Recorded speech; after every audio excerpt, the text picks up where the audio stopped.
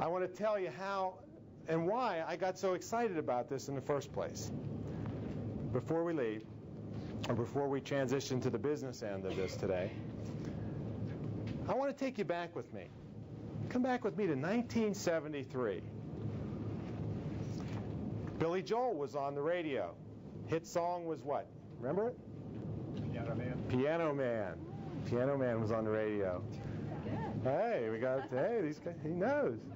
Billy Joel fan. The Exorcist was the big movie of the year. Part of it shot right down here in Georgetown, right? Richard Nixon was president. He didn't. He didn't have a movie back then, but he did have tapes.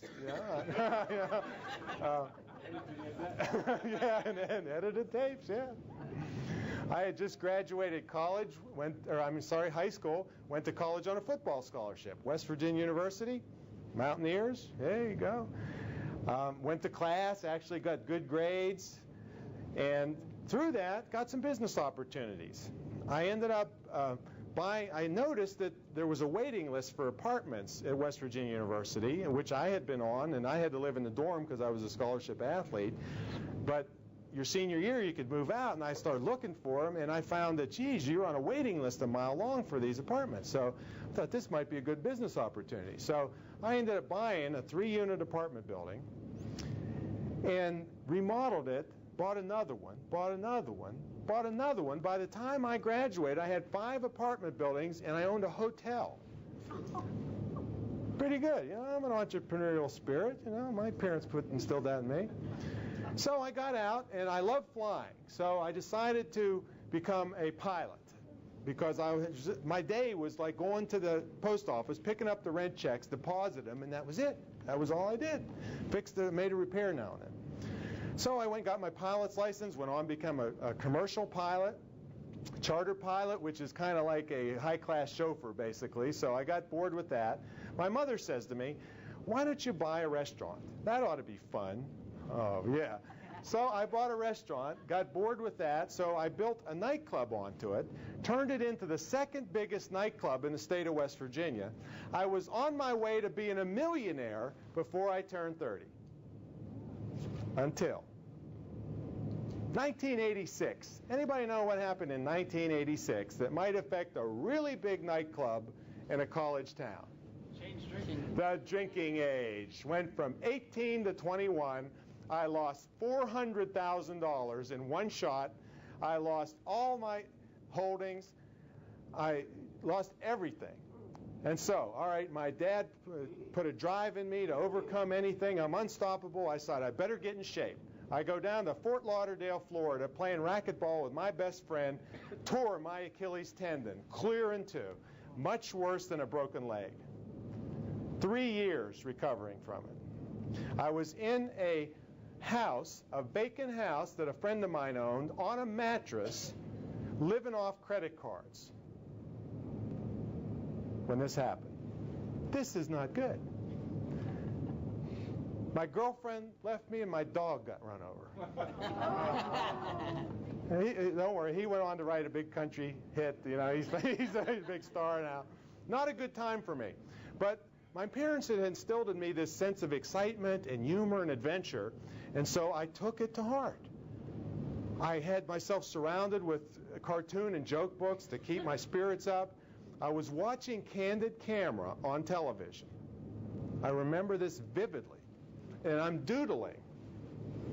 I doodled a little devil sticking his tongue out at you, which is now my federally registered trademark for the company I own, Prankmasters. This is the biggest representation of it I can show you right now without projecting it. That's my service mark. I'm watching Candid Camera, and I think, well, I could open a practical joke business. I came down to Washington. I opened the business up, and I starved to death for 6 months. Then I got a call from a little company called the Washington Times. Did a feature article on me. I started getting a little bit of business coming in. Started getting a few phone calls. One of those phone calls came from another little old company called called the Washington Post. I started getting a lot of phone calls. They ended up doing 4 feature articles on me. And one of those phone calls that I got came from a little old company that sent me some gold bullion in the mail, Associated Press. 1990, did a feature article on me, went to 15,000 radio and TV stations around the world. That's when I started doing the Australian Broadcast Network, the Canadian Broadcast Network, the Tokyo Today show, all of these things. Now, I'm not telling you this to blow my own horn. I'm telling you this because at the lowest point of my life, laying on that mattress, living off credit cards, totally alone, is when I got the idea to put me in this business, that put me in my speaking career, that put me where I am today.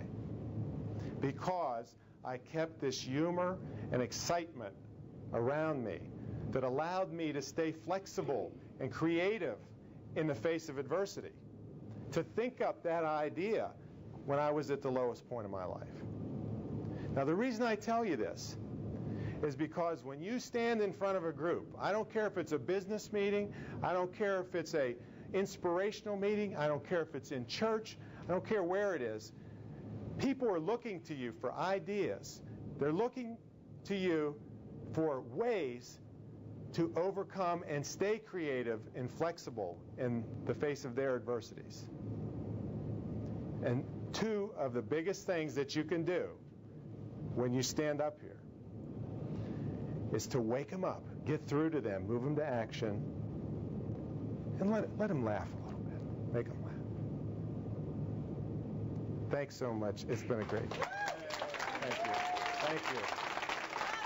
Thank you. Thank you. Thank you so much. Thanks.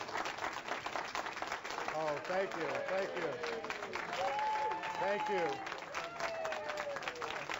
Thank you so much. Wait a minute.